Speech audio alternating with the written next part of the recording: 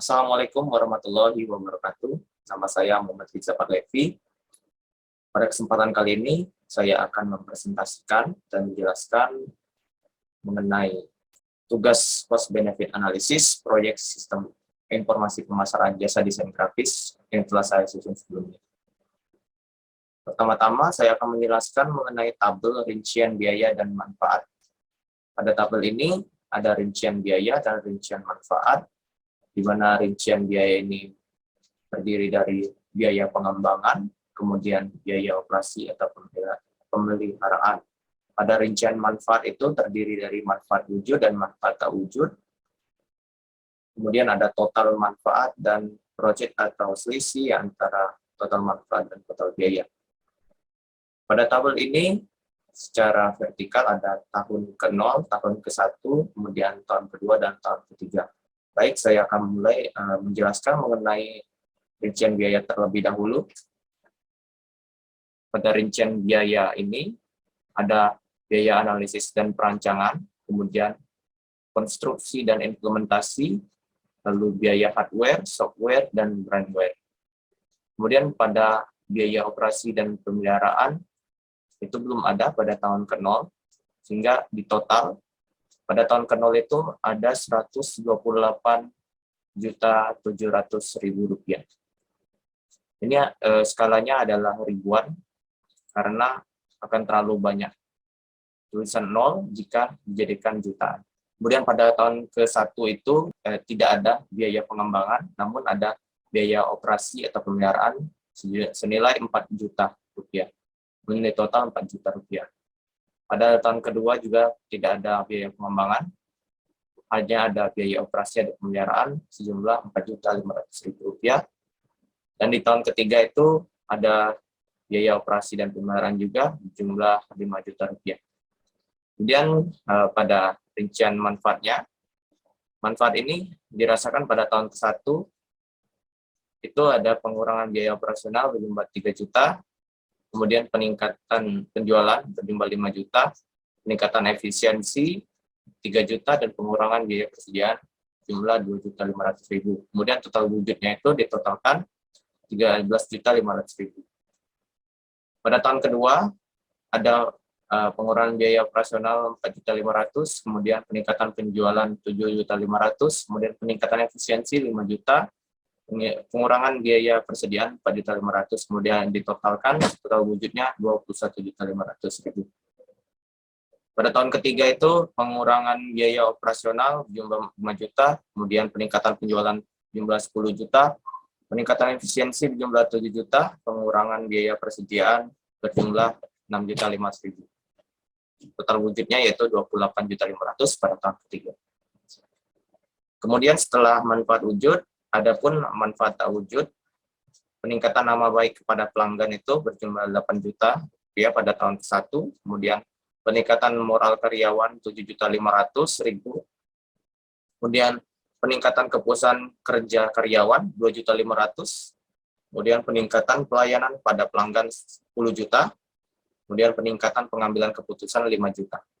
Pada tahun kedua, peningkatan nama baik pada pelanggan 12 juta, peningkatan moral karyawan 10 juta, peningkatan kepuasan kerja karyawan 4 juta, peningkatan pengambilan keputusan, peningkatan pelayanan pada pelanggan Rp17.500.000, kemudian peningkatan pengambilan keputusan Rp7.500.000.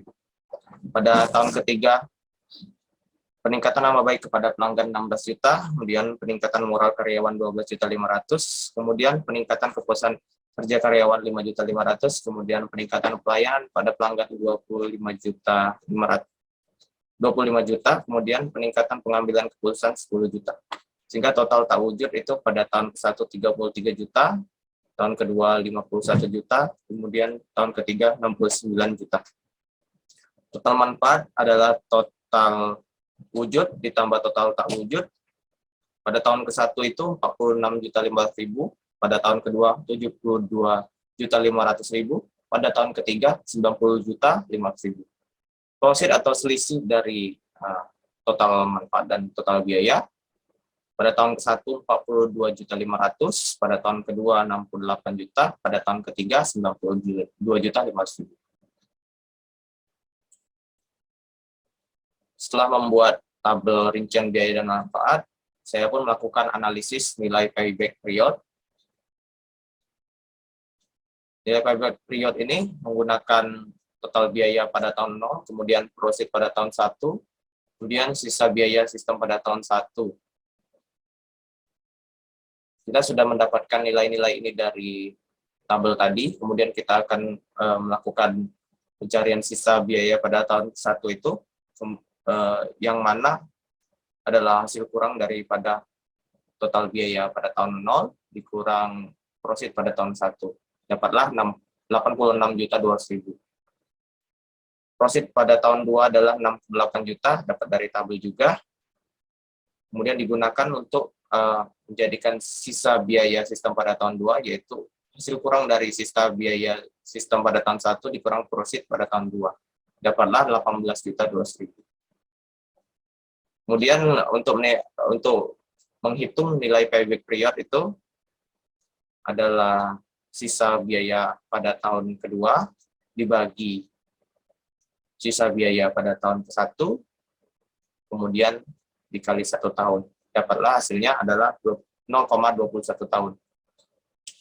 Sisa 0,21 ini mengartikan bahwa payback period telah bisa dicapai pada 0,21 tahun dari 2 tahun perhitungan, yang berarti payback period adalah 2,21 tahun.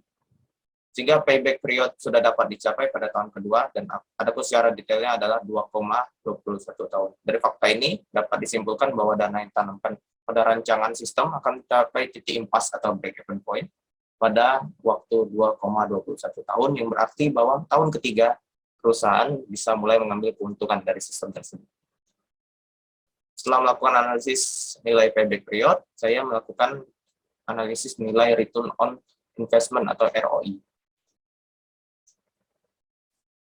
Nilai return on investment ini adalah total manfaat dikurang total biaya, kemudian dibagi total biaya dikali 100%. Total manfaat yang kita dapatkan pada tahun 1 sampai tahun ketiga dari tabel tadi adalah 216.500.000, dan total biayanya dari tahun 0 sampai tahun ketiga adalah 142.200.000. Ini dikurangkan 216.500.000 dikurang 142.200.000, kemudian dibagi total biayanya 142.200.000 itu, kemudian dikali 100 dapatlah hasil 52,25%. Nah, 52,25% ini berarti sistem akan memberikan keuntungan pada tahun ketiga sebesar 52,25% dari biaya pengembangannya, sehingga sistem ini layak digunakan bagi perusahaan. Itu adalah nilai return on investment. Kemudian saya juga melakukan analisis nilai net present value atau NPV dengan tingkat suku bunga diskon to 10%. Didapatkan pada tabel tadi, perhitungannya sampai dengan tahun ketiga. Nilai diskon to-nya adalah 10%, sehingga nilai NPV yang merumuskan nilai minus nilai proyek ditambah prosit 1, prosit 2, sampai prosit ke N. Pada prosit 1 dibagi 1 plus diskon persen, pangkat N, kemudian dan seterusnya. Pada proyek ini, nilai proyek itu adalah nilai daripada biaya 128.700.000 itu. Ditambahkan 42.500.000, ini adalah prosit 1 dibagi, kemudian prosit 2 juga 68 juta, kemudian prosit 3 92.500.000. Ini dibagi diskontunya, tambahkan 1 dan dipangkatkan sampai ke pangkat N. Dapatlah hasil 31.329,82. Dari hasil perhitungan ini dapat disimpulkan bahwa jumlah keuntungan yang diterima oleh perusahaan pada tahun ketiga apabila sistem diterapkan adalah sejumlah 35.631.329,82 atau NPV lebih dari lebih besar daripada 0, maka proyek tersebut layak dilaksanakan. Setelah melakukan analisis NPV, saya juga melakukan analisis nilai rate return, internal rate return atau IRR. Nilai IRR ini, NPV1 itu dapatkan nilai positif, maka apabila dilakukan diskonto 15%, maka NPV2 adalah nilai proyek ditambah proses 1, proses 2, sampai proses ke N adalah proses ketiga, kemudian pada proses 1 itu juga dibagi diskon 15%, yang jika kita jadikan desimal 0,15, dipangkatkan 1 sampai ke N, 0,15 pangkat 2, kemudian pangkat 3. Kemudian dapatkan nilai NPV2-nya adalah 20.626.936,39. Untuk mencari nilai IRR ini diperlukan nilai diskonto awal, kemudian ditambahkan hasil bagi dari nilai diskonto 2 dikurang nilai diskonto 1, kemudian dikali NPV1 per NPV1 dikurang NPV2. Lalu dapatkan seperti ini, 15% dikurang 10%, kemudian dikalikan 35.631.329,82, kemudian dibagikan 35.329.329,82 dikurang 20.626.936,39. Dapatkan hasil bagi daripada yang atas dan yang bawah ini adalah 11,87%. Kemudian ditambahkan dengan nilai diskonto awal atau I1 ini, dapatkanlah IRR-nya berjumlah 21,87%.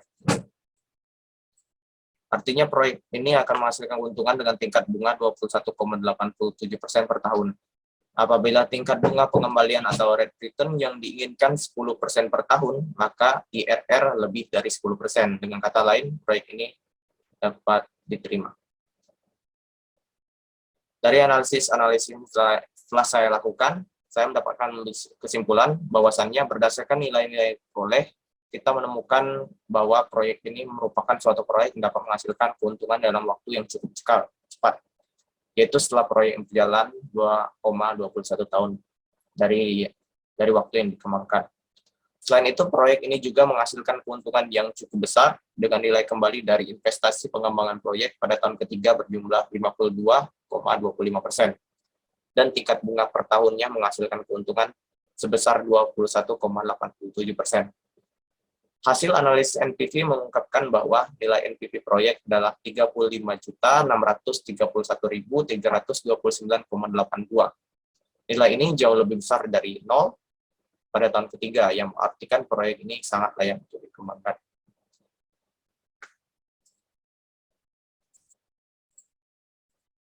Itu saja yang dapat saya sampaikan mengenai presentasi saya dalam analisis cost benefit untuk proyek sistem informasi pemasaran jasa desain grafis.